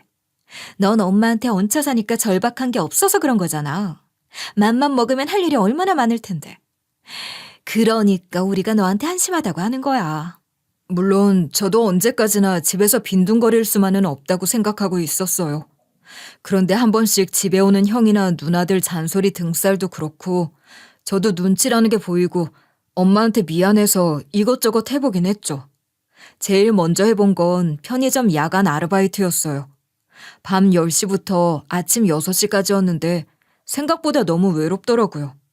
손님은 뜸하고 CCTV는 계속 돌아가는 공간에 혼자 있는 시간이 많다 보니 별별 생각이 다 들고 어쩐지 세상에 혼자 버려진 것만 같은 기분마저 드는 거예요. 게다가 계산 실수라도 하면 점주에게 혼나는 건 기본에 제 돈으로 물어야 할 경우도 생기는 거죠. 이건 아니다 싶어서 한 달도 못 채우고 그만뒀어요. 다음엔 물류창고 일을 해봤어요. 고등학교 동창 녀석 따라간 건데 다들 새벽부터 부지런히 움직이는 와중에 전 일단 일어나는 것부터 너무 힘들었어요. 게다가 박스들은 왜 그렇게 무거운지. 허리도 너무 아프고 손톱도 깨지고 그러는 겁니다. 지게차가 옆을 지나다니는 것도 너무 무섭고 남들 다 뛰어다니는데 저만 겁을 내며 움츠러드는 것 같더라고요. 결국 물류창고 일은 세 번째 나간 날 밥 먹는 시간에 그냥 도망치듯 나와버리고 말았어요. 나름 멋져 보이는 카페 아르바이트 같은 걸 해보려고 했는데 매번 면접에서 떨어졌거든요. 그러다 간신히 한 군데에서 일을 해보라고 했는데 출근 첫날 커피 따르다가 손등 데이고 주문이 밀려서 사장 눈치만 보다가 출근한 그날 바로 잘리고 말았어요. 보다 못한 누나가 마트 시식코너 아르바이트를 소개해줘서 거기도 가봤거든요. 모자 쓰고 앞치마 두르는 것부터 싫었지만 거기까지는 꾹 참고 했어요. 그런데 시식하고 있어요. 한번 드셔보세요. 라고 말하는 게 진짜 입이 안 떨어지더라고요. 게다가 어떤 손님들은 말도 없이 음식만 덥석덥석 집어가고 먹고 버리는 이쑤시개를 아무데나 두고 무시당하는 느낌이 드니까 너무 싫은 거예요. 내가 여기서 왜 이런 걸 하고 있지? 그런 생각만 들고 괜한 자존심만 부풀어 올라서 한 주도 못 채우고 관뒀어요. 이렇게 할 수 있는 일을 해봤고 안 해본 일이 더 많긴 하지만 그런저런 이유로 다 그만둔 거예요. 사실 제 속을 들여다보면 답이 나오는 거죠. 힘든 일을 버텨낼 만큼 간절하지도 않았고 조금만 불편해도 뒤로 물러서게 됐던 거예요. 엄마가 차려준 밥을 먹으며 편하게 지내는 동안 그저 조금 더 편하고 괜찮은 일을 기다리고 있었던 것 같아요. 그 일이 뭔지도 모르면서 말입니다. 형이나 누나들 말이 맞아요. 전 여전히 철이 덜 든 아이 같은 모습, 응석바지가 맞는 거죠 뭐. 혼자서 무언가를 끝까지 해낸 적이 없었어요. 다른 것보다 엄마에게 미안한 마음만큼은 진심이었어요. 그런 저를 다그치기보다는 묵묵히 응원해주고 있는 엄마였기에 더 그랬던 것 같아요. 오늘도 점심 안 차려 먹었지? 엄마가 다 해놓은 거 꺼내 먹기만 하면 되는데 자꾸 그렇게 끼니 거르면 몸 상해. 아, 이것 봐. 얼굴이 또 허옇잖아. 아니, 나 뭐 하는 일도 없이 빈둥거리면서 새끼 다 챙겨 먹는 것도 죄송하지 뭐. 낮에는 낮잠 자니까 배도 별로 안 고팠어. 이리 와서 얼른 밥 먹자. 엄마가 너 좋아하는 된장국 끓였어. 속이라도 따뜻하게 어서 한술 들어. 와, 엄마 된장국은 정말 최고야. 진짜 맛있다. 된장을 한 숟갈 더 풀었더니 더 맛있는 것 같긴 하네. 우리 아들이 맛있으면 엄마는 됐어. 하는 일 없이 낮잠이나 자고 하루 종일 빈둥거린 제게 저녁 밥상을 차려주시는 엄마는 그 와중에도 제 걱정뿐이신 거예요. 엄마가 아무 말 안 하셨어도 그런 엄마를 보니 제가 더 죄송해서 가만히 있을 수가 없더라고요. 무슨 변명이 있겠습니까마는 그래도 제 마음을 엄마에게 표현하고 싶었던 것 같아요. 엄마, 내가 자꾸 일을 그만두기만 하고 제대로 된 일자리를 못 찾아서 미안해. 아니다. 이것저것 해보면서 네 적성에 맞는 일을 찾아야지. 너무 조급하게 생각하지 말고 천천히 찾아보자. 어? 뭐 하나 제대로 하는 게 없어서 미안해. 엄마가 해주는 밥 얻어먹기만 하고 아무것도 안 하는 것 같아서 엄마한테 할 말이 없어. 그런 말 할 것 없어. 네가 그런 생각을 하고 있다는 게 중요한 거야. 엄마한테 미안한 건 생각하지 말고 네가 잘할 수 있는 일을 찾아야지. 나도 형이랑 누나들처럼 뭐든 척척하고 싶은데 내 맘처럼 안 돼. 그래서 나도 속상하고 힘들어. 네가 못나서 그런 게 아니야. 그저 아직 너한테 맞는 옷을 못 찾은 것뿐이지. 옷이 안 맞는다고 사람이 잘못된 건 아니잖아. 그치? 엄마는 평생을 비가 오나 눈이 오나 식당 일 다니며 고생하는데 나는 고작 며칠 일하다가 힘들다고 도망치긴 하니. 엄마에게 그런저런 이야기들을 하는데 갑자기 목이 메는 거예요. 엄마에게 죄송한 마음도 있었고 엄마가 제 얘기를 잘 들어주시고 또 공감해 주시니 마음이 더 약해졌던 것 같아요. 제가 그렇게 울컥하니 엄마는 제 손을 꼭 잡아주시며 제 마음을 더 다독여 주시더라고요. 우리 아들 마음고생이 심했구나. 넌 아직 뭐가 될까 고민할 수 있는 나이야. 그게 얼마나 귀한 시간인데 그래? 그러니까 의기소침하지 말고 마음의 여유를 더 가져도 돼. 엄마가 네 편이잖아. 엄마, 그런데 시간이 지나도 내가 할 수 있는 일을 못 찾으면 어떡해? 나 자신이 없어. 그래도 괜찮아. 남들보다 조금 느리고 늦으면 어때? 중요한 건 네가 그런 마음이 있다는 거야. 기어이 눈물이 핑 돌았어요. 말없이 고개를 푹 숙이고 엄마 손을 더 꼭 쥐었더니 그런 저를 엄마는 따뜻하게 안고 다독여 주셨습니다.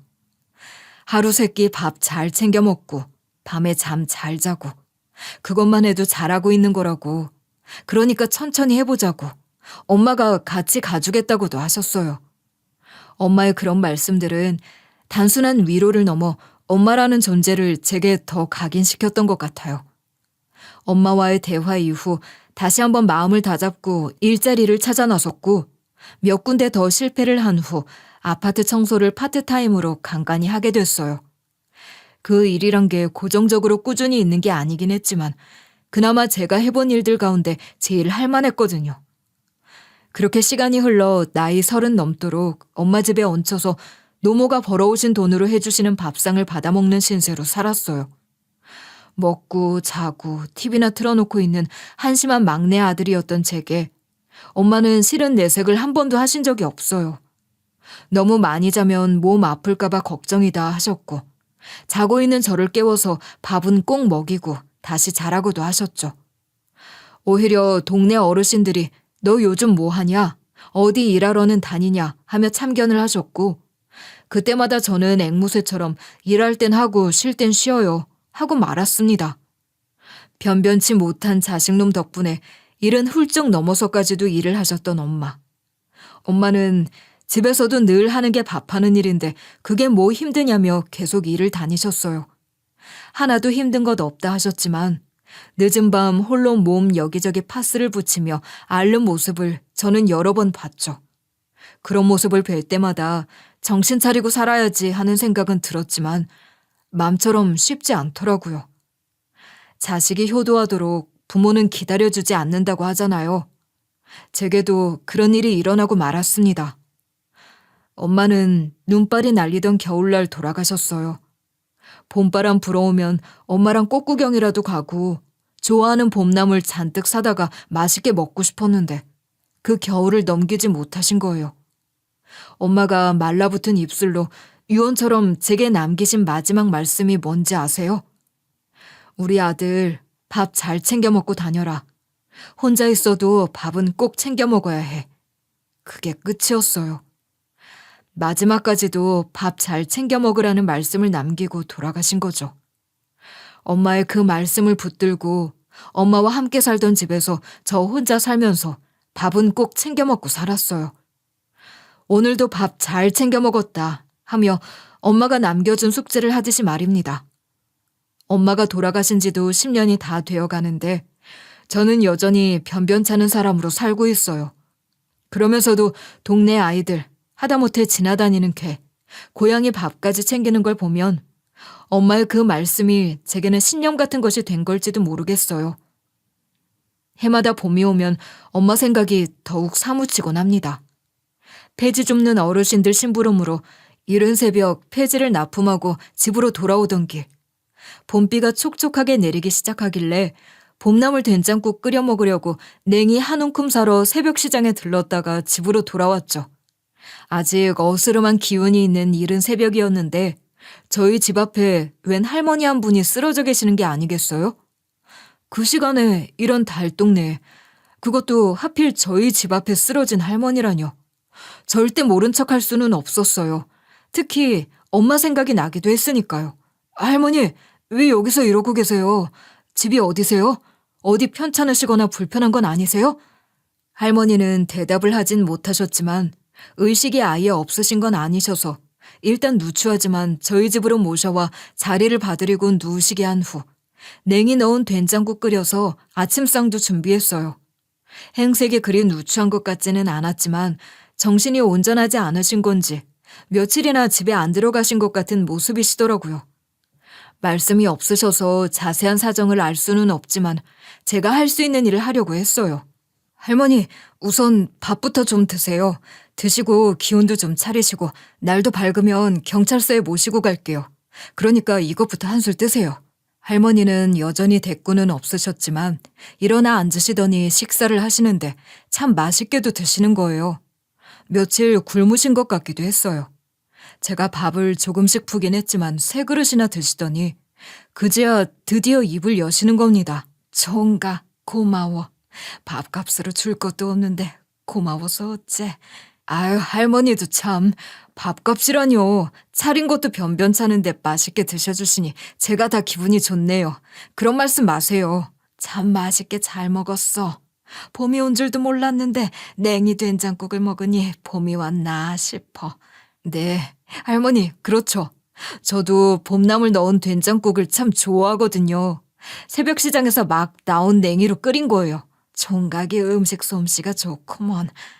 총각은 무슨, 제가 나이가 몇인데요. 이 봄나물 된장국은 돌아가신 저희 어머니가 잘해주시던 거예요. 그렇구만. 여기가 총각 사는 집이야? 네, 엄마 모시고 살던 집인데 엄마는 돌아가시고 저만 남았죠. 태어날 때부터 줄곧 여기서만 살았어요. 그래, 그랬구먼. 나 이제 너무 졸리는데 한숨 자야겠어. 그래도 되지? 네, 그러세요. 식사하셔서 그러신가 봐요. 어차피 경찰서도 아직 문을 안 열었을 테니 한숨 주무시고 이따 저랑 같이 경찰서에 가세요. 그러고 누우시더니 진짜 하루 종일 주무시더라고요. 경찰서에 모시고 가야 하는데 경찰서 문 닫을 시간을 지나서까지 주무셨으니 난감하기만 했죠. 이미 뭐 날도 저물고 있었으니 할 수 없이 하룻밤 푹 주무시게 두고 경찰서엔 내일 모시고 가야겠다 싶었습니다. 그렇게 한밤중이 된 거예요. 그런데 그날 밤 조용한 저희 집 동네에 슈퍼 아줌마의 카랑카랑한 목소리가 울려 퍼진 거죠. 무슨 전쟁이라도 난 듯 온 동네를 돌아다니며 소리를 지르셨어요. 동네 사람들 다들 좀 나와봐요. 우리 동네 벤츠가 그것도 넉 대나 들어왔다고요. 이게 무슨 일이야? 동네 사람들 지금 자고 있을 때가 아니야. 나와서 이것 좀 보라고요. 한밤중에 이게 무슨 난리야? 뭐가 어쨌다고 이러는 거냐고. 벤츠? 우리 동네 벤츠 같은 게 들어올 일이 뭐가 있어? 제대로 본 거 맞아? 슈퍼 옆였네. 자다가 꿈이라도 꾼 거 아니야? 무슨 소리야? 사람을 뭘로 보고? 이리 나와 보라니까요. 저것 봐. 벤츠 맞지? 저거 벤츠 맞잖아. 그러네. 진짜 벤츠잖아. 이런 동네에 벤츠가 넉 대나 줄지어 들어올 일이 뭐야? 이게 대체 무슨 일이야? 한 대도 아니고 넉 대씩이나? 우리 동네에 이런 차들이 웬 말이야? 그러니까. 아니, 무슨 드라마 촬영이라도 하는 건가? 그런 거 하면 사전에 동의도 구하고 그러는 거 아니야? 그런 거 들은 소리 있어? 아니, 전혀. 뭐야? 달동네 사람들이라고 무시하는 거야? 뭐야? 드라마 촬영은 무슨 카메라도 한 대 없잖아. 그리고 저 운전기사인지 보디가드인지 좀 보라고. 드라마가 아니라 진짜야, 진짜. 슈퍼 아줌마가 호들갑을 떨만한 일이었어요. 승용차라고는 보기 힘든 달동네 초입에 벤츠가, 그것도 넉 대가 한꺼번에 들어올 일이 뭐가 있겠냐고요. 저를 비롯한 동네 사람들도 여럿이 나와 구경거리 났다 하는 마음으로 기웃거리고 있었죠. 그런데 그 벤츠에서 내린 사람들이 향한 곳이 다름 아닌 저희 집이었던 겁니다. 아니, 이게 대체 무슨 일이란 말입니까? 그런데 왜 저 사람들이 박씨네 집으로 오는 것 같지? 박씨 뭐 잘못한 거라도 있어? 내가 무슨 새벽에 웬 할머니 한 분이 쓰러져 계시길래 집에 모신 것 말고는 특별한 일이 전혀 없었는데. 뭐? 그래서 누군지도 모르는 사람을 집에 들였단 거야? 그것 때문이야. 그것 때문이야. 박씨는 겁도 없이. 혹시 알아? 그 할머니가 엄청 높은 집안 사람일지. 박씨 큰 사례라도 받는 거 아니야? 뭐야? 박씨 재벌가에 은혜 베푼 사람 되는 거야? 재벌가에서 오매불망 찾고 있는 할머니를 박씨가 보호하고 있는 거 아니냐고. 괜히 헛바람 넣지 말아요. 할머니 잘못 모셨다고 텀탱이 나왔으면 다행이지. 아닌 게 아니라 저도 오만 가지 생각이 들어서 머릿속이 복잡하기만 했어요. 대체 무슨 일인지 조바심이 나더라고요. 벤츠에서 내린 사람들은 제 나이 또래의 여자 4명이었어요. 다들 엄청나게 차려입고 있었는데 서로 닮은 걸 보니 딱 봐도 자매지간 같았죠. 그 여자들은 맹렬히 저희 집으로 쳐들어와서는 저를 보고 그러는 거예요. 우리 엄마, 우리 어머니 지금 여기 계신가요? 오늘 새벽, 그러니까 이른 아침에 저희 집 앞에 쓰러져 계신 할머니 한 분을 모시고 들어왔어요. 그 할머니 따님들이신가요? 웃기는 사람이네. 사람이 쓰러져 있으면 구급차를 부르든가 할 일이지. 왜 집으로 데리고 들어와요? 그것도 이런 집에. 엄마는 어쩌다 이런 곳을 찾아온 거야? 그게 너무 지쳐 보이셔서 일단 안으로 모셨고 밥도 차려드리고 기운 차리시면 경찰서에 모시고 가려고 했는데 하루 종일 주무시는 바람에. 그러니까 애초에 병원으로 갔어야죠. 이게 다 뭐야? 우선 할머니부터 뵙고 말씀하세요. 밥도 잘 드시고 주무시고 계시거든요. 됐고요. 자리 비켜보세요. 그 여자들은 제 말을 듣고도 무시한 채 집 안으로 거침없이 들어오는데 구두도 벗지 않고 그대로 밀고 들어오는 거예요. 그 무례한 태도에 기분이 확 상했지만 제가 뭘 어쩌겠어요. 벤츠를 타고 온 것도 그렇고 그 여자들 하고 있는 모습도 그렇고 보통 사람들 같지는 않던데 동네 사람들이 수군거리던 것처럼 진짜 어디 재벌가 사람들인 건 아닌지 싶고 도와드리려는 마음으로 한 일이 잘못되어 제가 무슨 책임을 져야 하는 상황이 되는 건 아닌지 걱정이 되더라고요. 이러다 뉴스에 나오는 일이 생기는 건 아닌가 하는 생각까지 들었으니까요. 엄마, 이게 대체 어떻게 된 일이에요? 우리가 얼마나 찾아 헤맸는지 알아요? 세상에, 엄마도 참. 기껏 가신 곳이 이런 동네예요? 이런 달동네까지는 어떻게 오신 거야? 몸도 성하지 않으신 분이 정말. 하여간 딸들 고생시키고 약 올리는 것도 가지가지야. 엄마, 여기서 대체 뭐 하시는 거예요? 그래도 이렇게 찾았으니 다행이지 뭐. 언니들, 얼른 엄마 모셔가기나 해요. 구급차 부르는 게 낫겠지? 김서방한테 연락할까? 그래, 우선 병원으로 모셔야지. 엄마, 병원으로 가세요. 가셔서 주사라도 한 대 맞으시고 그 유언장 얘기 다시 하시자고요. 유언장에 대해서는 더 할 말 없으니 더 이상 왈가왈부하지 마라. 이야기를 듣자 하니 결국 그 딸들은 할머니 유언장 내용에 불만을 품고 할머니를 찾아다닌 것 같은 겁니다. 다급해 보이는 내 딸들과 달리 담담하지만 단호한 할머니의 태도를 보아 전후 상황이 조금은 짐작이 되는 것 같기도 했죠. 엄마, 그걸 저희더러 어떻게 받아들이라고 이러세요? 그렇게 유언장 내용만 고지하고 사라지시면 또 어쩌라고요? 여기까지는 혼자 오신 거예요? 세상에, 이런 곳에 어떻게... 언니, 지금 그게 중요해? 엄마, 그 유언장은 말도 안 돼요. 그런 법이 어딨어요? 정말 그게 엄마 뜻이라고요? 엄마, 우리 진짜 충격받았어요. 엄마 재산 중 그렇게 큰 돈을 아무 연고도 없는 사람한테 넘기다니요. 그 사람이 대체 누군데요? 도무지 납득을 할 수가 있어야 말이지. 엄마, 말씀을 좀 해보세요. 내 재산을 내 마음대로 하겠다는데 너희들이 무슨 말이 그렇게 많으냐.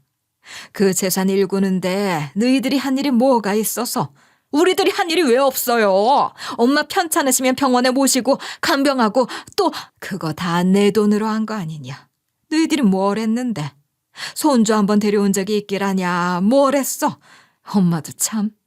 한창 바쁜 애들은 그런 얘기 할 것 없고 다 떠나서 우리가 엄마 딸들인데 엄마 재산도 당연히 우리 자매들 몫이잖아요. 세상에 당연한 건 없다.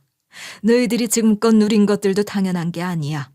내가 묵인하고 봐준 덕분인 거지. 아무리 그래도 법적으로도 도의적으로도 그 재산은 우리 몫이라야 맞죠. 엄마, 이건 말도 안 되는 유언장이에요. 서운하신 게 있으시면 말로 하셔야죠. 그래, 엄마. 우리가 잘못한 게 있으면 말씀을 하세요. 저희가 고칠게요.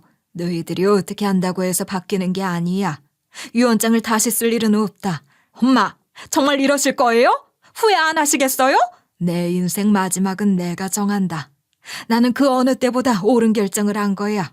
그렇게 실랑이를 벌이고 있는 중에 할머니의 변호사도 저희 집에 도착했고 할머니는 그 변호사에게 기존 유언장을 그대로 집행하라고만 하셨어요.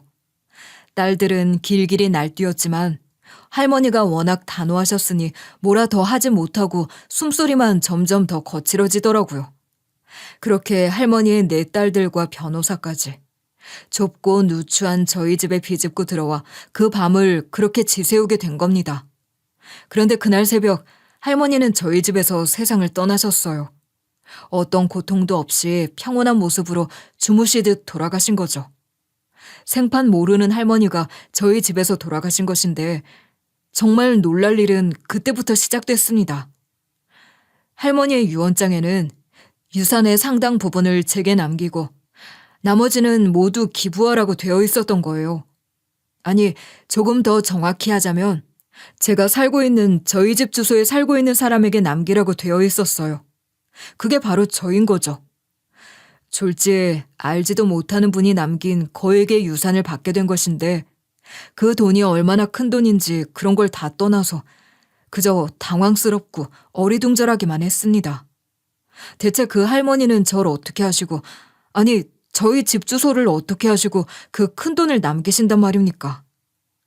저는 그 할머니를 전혀 모르는데 할머니는 저희 집 주소를 정확하게 아시고 유언장에도 남기셨고 또 그 주소를 들고 저희 집을 찾아오신 거였던 거죠.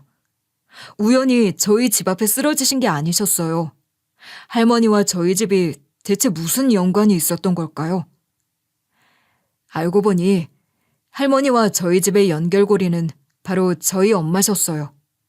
오래전 제가 사는 달동네가 철거될 위기가 있었던 적이 있었거든요. 저도 그때를 기억해요. 그때 마지막까지 투쟁했던 사람이 저희 엄마셨죠.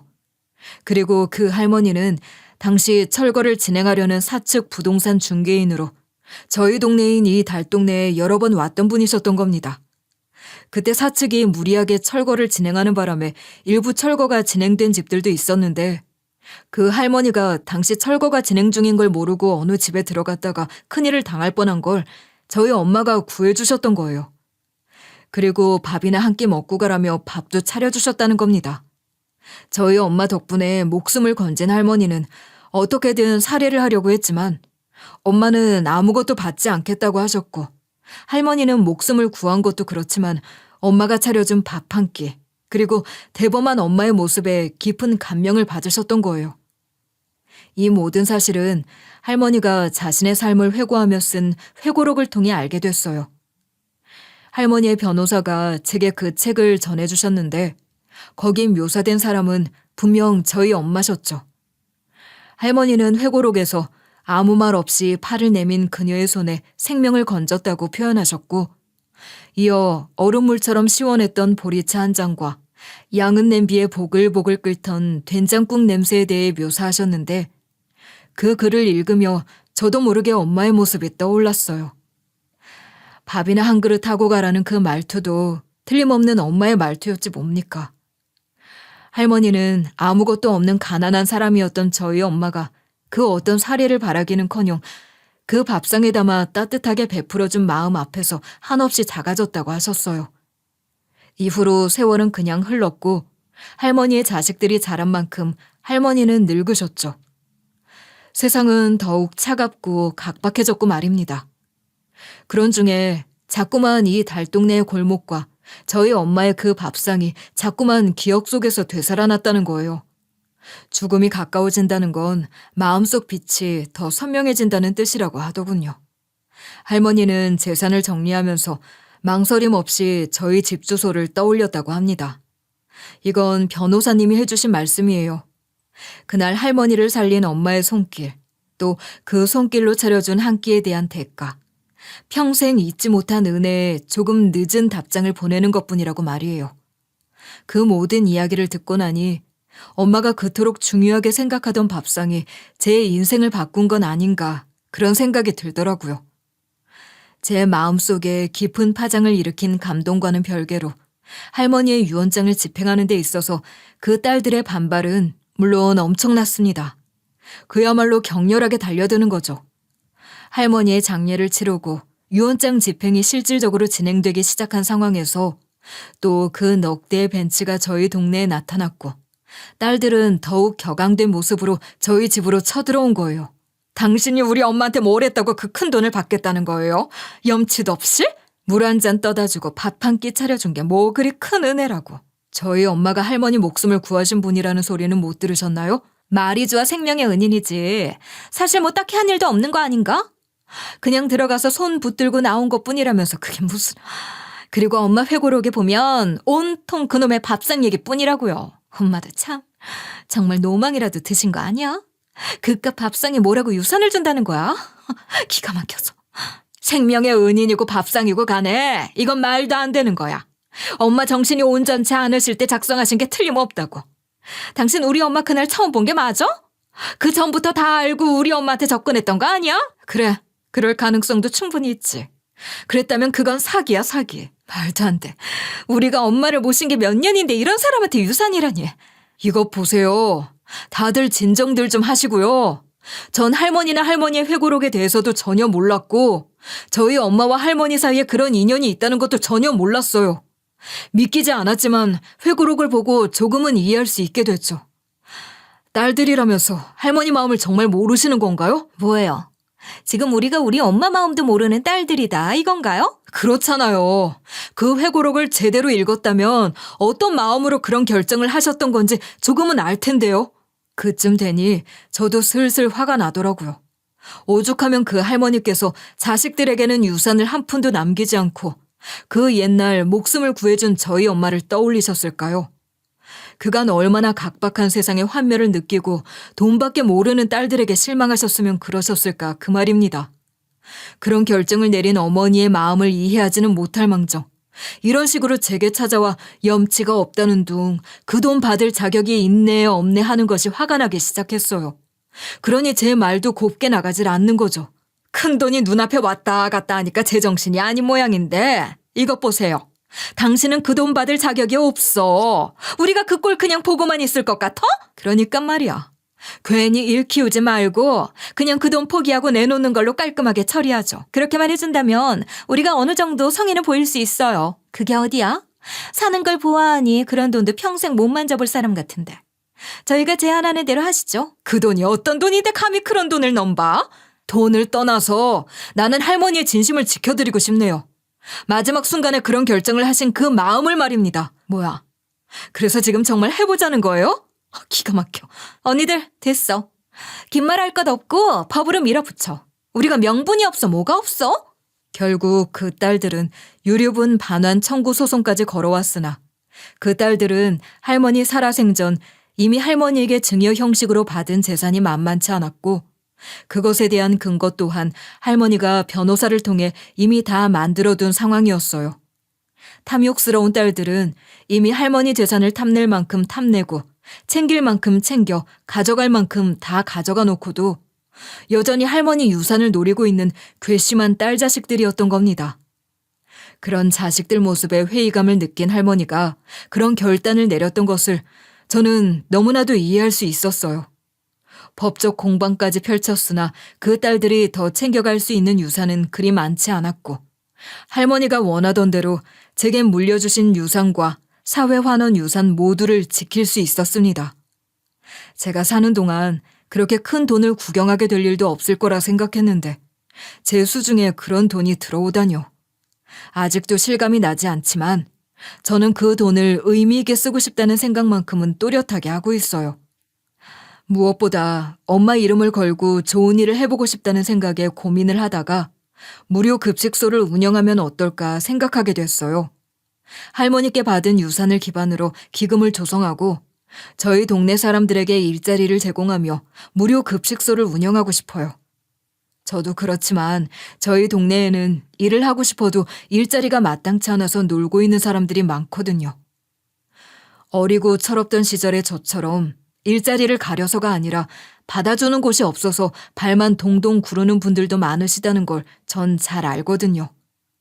그런 분들을 도울 수 있고 하루 한 끼 먹는 것도 힘든 분들에게 따뜻한 밥 한 끼를 제공할 수 있다는 보람도 있으니 이 일보다 더 좋은 일은 없을 겁니다. 제가 생각하는 것들을 이뤄가기 위해 공부도 열심히 하고 있어요. 뭐든 하려면 제대로 알아야 하니까요. 솔직히 머리가 많이 아파요. 도통 무슨 말인지 알 수 없는 것들도 많고 말이에요. 그래도 포기하지 않고 이뤄낼 겁니다. 할머니와의 인연과 유산, 그 모든 것은 결국 엄마가 제게 남긴 거라고 생각해요. 엄마를 위해서라도 저는 지금부터 제대로 된 삶을 살고 싶어요. 의미 있는 삶을 살아갈 생각입니다. 철없이 살면서 엄마 걱정도 많이 시켰고 어쩌면 엄마가 돌아가시는 순간까지도 제 걱정을 하셨을지 모르죠. 또 지금도 하늘에서 절 걱정 어린 눈길로 바라보고 계셨을지도 모르는데 지금부터라도 정신 차리고 제 몫을 해내며 사는 모습을 보여드리고 싶어요. 엄마가 제게 보여주셨던 그 따뜻한 마음을 그대로 담은 밥상. 저도 그런 밥상을 차려내고 싶답니다. 여러분이 들으시기에도 제가 참 한심하고 답 없다 싶으셨을 거예요. 솔직하게 질타해 주셔도 좋습니다. 제가 그렇게 살았던 게 사실이니까요. 그렇게 어영부영 나이만 먹은 제가 이제라도 제 할 일을 찾은 것을 여러분들께서도 응원해 주셨으면 좋겠어요. 잘 할 수 있을 거라는 말씀들이 큰 위로가 될 것 같아요. 사실 제 옆에는 그런 응원을 해줄 사람이 많지 않거든요. 형이나 누나들은 이미 절 내놓은 거나 마찬가지인데 이 기회를 통해 제가 다시 사는 모습을 보여준다면 형 누나들도 절 조금은 인정해 주지 않을까요? 그렇게 저도 사람 사는 것처럼 살아보려고요. 이렇게 하찮은 제 이야기를 끝까지 들어주신 분들이 계시다는 것만으로도 이미 큰 위로가 되는 것 같습니다. 이 위로 그대로 받고 용기 얻어서 새 출발 제대로 한번 해볼게요. 여러분, 정말 감사합니다. 많이 망설였는데 이렇게 제 이야기를 하면서 저 스스로를 돌아보는 계기도 됐고 또 새롭게 마음을 다잡을 수 있는 것 같아요. 저 정말 열심히 살아볼게요. 응원해주세요. 감사합니다.